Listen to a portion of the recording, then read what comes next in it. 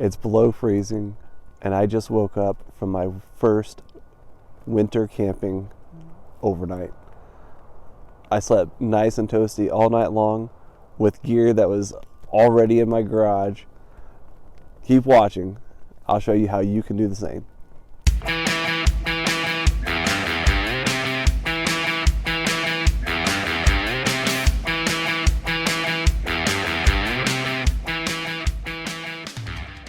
Hey folks, welcome to another video. My name is Jeremy, the Wayward Traveler. If this is your first time here and you would like to learn more about outdoor adventure and awesome gear, then start right now by subscribing and clicking that bell so you don't miss a thing. As you know, I've been backpacking since I've been 13 years old, and I've camped regularly with my family before that.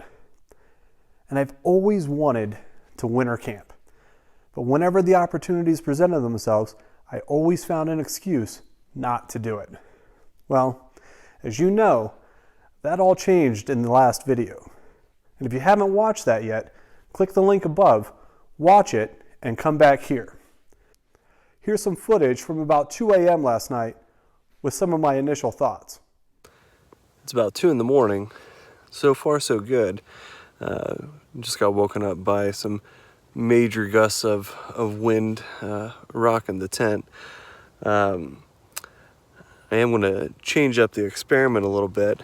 As you can kind of see, I've migrated a little bit, and I'm starting to notice some cold spots in the air mattress. So what I'm going to do is I'm going to have the air mattress on the bottom, and I'm going to switch.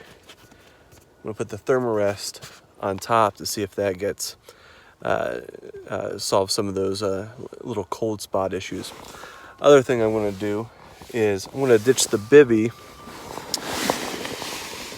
I am getting some condensation buildup, which is pretty normal on the sleeping bag itself, but I'm sleeping very warm, pretty toasty, so I think the bivy is overkill, at least at this temperature. So in the mid 20s with this bag.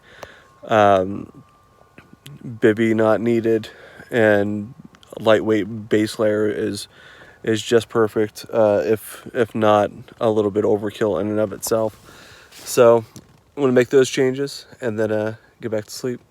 See you in the morning. So what went well? Honestly, from the gear perspective, I couldn't ask for a better first experience sleeping on the snow. So let's start with the tent. For 20 years old, this tent was bomb-proof. It exceeded all of my expectations. To be honest, I wasn't sure what to expect. I literally have not set this tent up in at least 5 years. The seam sealing was great. The wind protection was great. We had howling winds all night, and this thing just did a fantastic job of really buffering everything. Like I said, the tent was absolutely bomb-proof. Kudos to Sierra Designs. This tent's 20 years old, and it performed remarkably well. Sleep pads totally exceeded my expectations. Both pads have a combined R value of about 5.2. I wasn't really sure what to expect. I thought that I was going to be cold and freezing and just shivering all night long, and that was anything but the case. So very, very happy with how the sleeping pads actually went. As you saw from last night's footage, the one thing that I did do was switch the position of the closed cell mat in the inflatable. Having it like this, I did notice an appreciable difference in the warmth of the pad. So that's something to keep in mind if you're going with a 2-pad setup. You may want to play with that. Maybe it was just me. I want to get a couple more nights in, before I make a decision on that. But at about 6 in the morning, it did seem like this was helping out. Sleeping bag wise, had a Marmot Helium 15-degree bag, and I also used a lightweight Equinox sil nylon bivy. I was expecting temperatures to actually drop down into the teens. They didn't. They stayed at about 25 degrees Fahrenheit. So that's about 10 degrees warmer than what this bag is rated for. And I was sweating. I actually had to get out of the sil nylon bivvy because I was just so warm. Again, I thought I was going to be cold and shivering all night. Exactly the opposite happened. A lightweight wool base layer was plenty to keep me warm inside this bag. Oh, and before I forget, a piece of gear that I didn't mention in the last video that I did use last night was this Thermarest kind of compressible pillow. It's got like a foam compressible pillow, weighing in at about 7.5 to 8 ounces. It's really lightweight for a pillow, relatively comfortable, and did its job last night, did what it needed to do, and was happy to have it. Pillow for me at my age, it's worth the wait in comfort. So what are things that could have gone better? Well, like I said, from a gear perspective, I was pretty happy. A couple of things I could have done to help secure a better night's sleep would have been site selection and site preparation. As you know, the site selection was in my backyard. Selection was actually pretty good. I was mostly protected from wind. We did have a lot of wind, and I'll talk about that in a second. Preparation, however, while stomping down the snow, I had a little bit of a slant. So when I set up, I was kind of on a little bit of a side hill, which caused my whole system to kind of slide. You've all been in it, in a tent where your sleeping pad is just kind of migrating to a wall. Well, that's what happened. It was more of an annoyance than anything. Didn't necessarily affect my sleep, especially after I kind of repositioned toward the downhill side wall and put some barriers, clothing and whatnot between me and the wall so that I'm not right up against the wall of the tent. The wind. For whatever reason, last night we had some seriously howling wind coming through this part of Idaho. Mostly gusting. There were times where it was just super loud and then just quiet.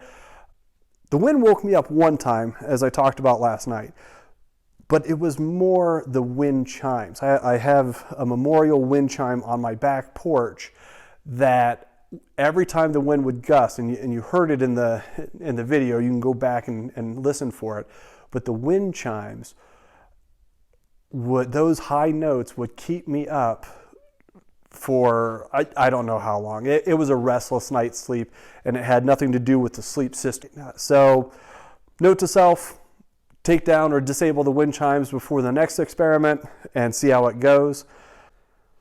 So would I do it again?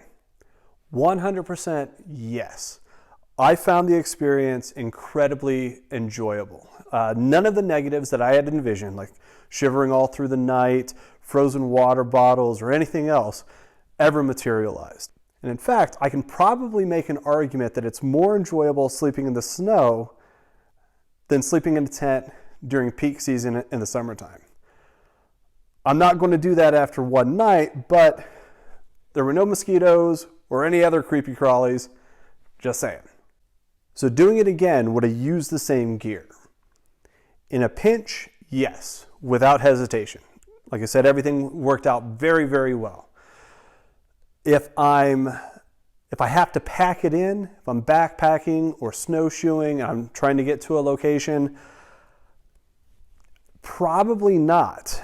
Let's take a look at the weight breakdown here. All right, so looking at the Winter Sleep System Mark 1. I won't read through all of the weights, but I have everything listed in grams, kilograms, ounces, and pounds. So you'll find the weight that's most interesting to you.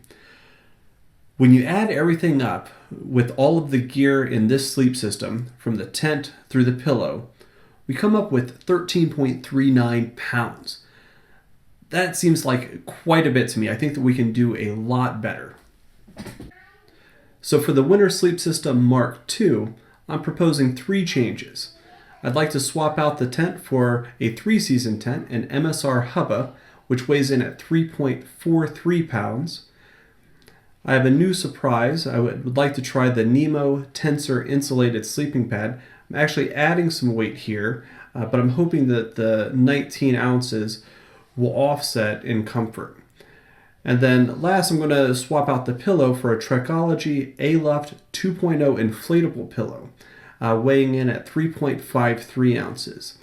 Looking at the new weight, we're coming in at 8.39 pounds, which is a solid 5-pound savings off of the Mark I system. That's a pretty significant achievement, and I'm really excited to give this system a try. Well, that does it for this video and for my winter sleep system Mark I. As always, thanks for watching. If you found this video helpful and encouraging, please share it with a friend, give it a thumbs up. And if you want to see more videos like this, don't forget to subscribe to the channel. Until next time, Psalms 34:4.